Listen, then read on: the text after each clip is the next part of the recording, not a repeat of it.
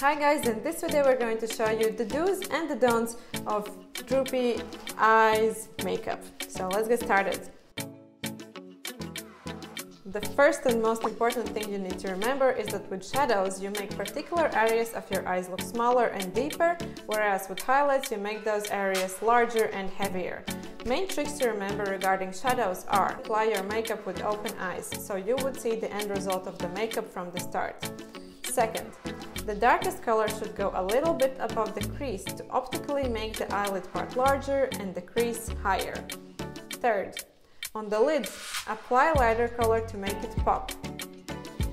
Fourth, you can enlarge your eyes also by applying the shadows from the corner of the eye upwards like this. Always imitate the line instead of a circle. And fifth, do not apply shadows under the crease line. So to sum it up, on the left side you can see the result of applying shadows in a good way, whereas on the right side you can see that the darker shadow is applied on the eyelids, which is making it smaller and deeper, whereas the lighter color is used right under the eyebrow, making this area much heavier and therefore your eyes look much droopier. The next point is liner. It is recommended for droopy eyes to avoid eyeliners altogether, but if you do want to apply it, then apply a very thin line of a liner. Otherwise, you can run into a risk that the eyelid is invisible.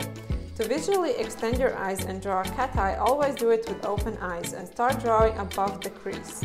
Then you can connect the lines, but make sure to dry the liner before opening your eyes to avoid unintentionally printing the eyeliner to unwanted areas. Then the next trick is eyebrows. For eyebrows, the best would be to shape your eyebrows in a straight manner, obviously taking into account your natural eyebrow shape. This will help to visually widen your eyes and the space between your eyes and eyebrows. While shaping your eyebrows, it is very important to keep in mind that your eyebrows should end on the same line as the line where it starts, never lower. It is okay if it ends a bit higher, as that will optically increase the lid area. The next part is the lashes.